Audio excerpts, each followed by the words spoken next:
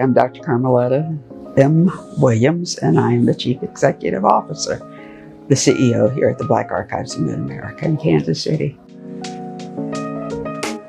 We want it to be dynamic like Black life and culture is dynamic.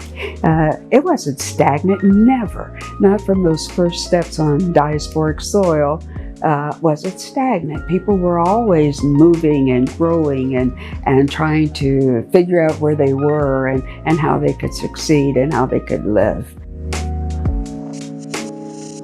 The Black Archives of Mid-America was officially established in 1974, but it actually started when Horace M. Peterson III, our founder, was in middle school. He would tell his friends and family that he was going to open a Black museum.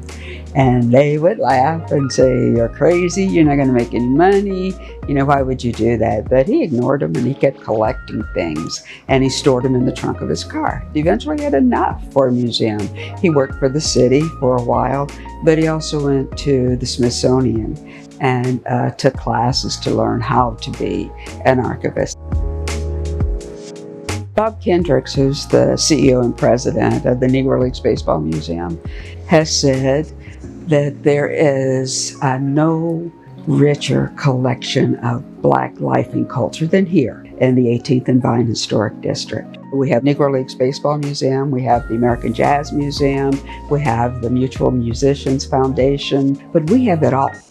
We have it all right here in the Black Archives. We have many things going on here. We have the permanent exhibit, it's always here. Lucy's Cabin is always here. The Community Remembrance Project, where we collect soil from the spaces where people were lynched, is here. It's always here. We have the Basketball Hall of Fame and Heritage Hall, but we also rotate in different exhibits so that there's always something new and exciting to see here. This is the home where Miss Lucy A. Willis lived. She was once enslaved.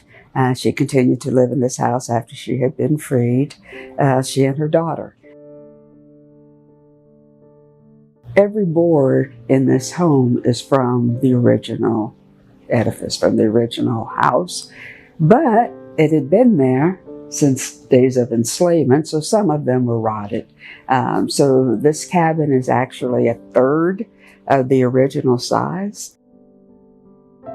Everything here in this cabin actually came from her home: her washboard, her wringer, her glasses, table, and the quilt top. And Lucy did us a favor that many people who have donated thousands of other pictures did not do, and she identified who the people are. There's one photograph here just right inside of her daughter and a white man, and had I not seen that it was the daughter and the daughter's husband, I probably would have thought that it was her owner, since Missouri was a site of enslavement. And it was also illegal to marry interracially.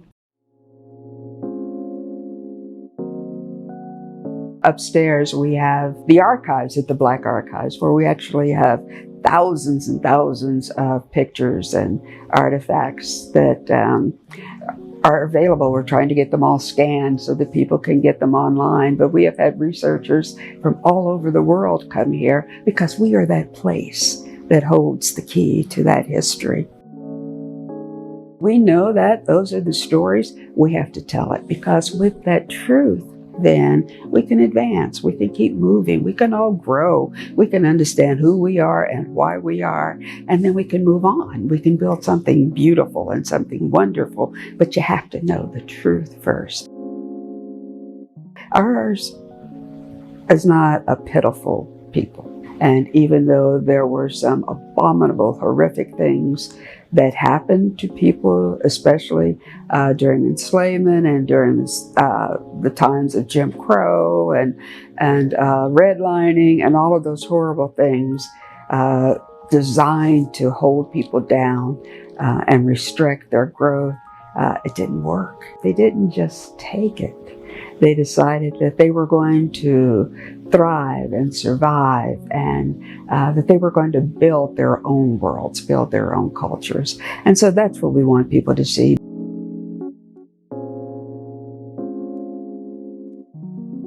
There's still major steps that need to be taken, but we know we can take those steps. And we want young people to know that they can take those steps, that the future is theirs. This is how it started. But good grief, look where it is now. And look where you are now. And so that's the story we want to teach, is the possibilities and the stories of success and the truth about the history, so that we can grow and we can thrive.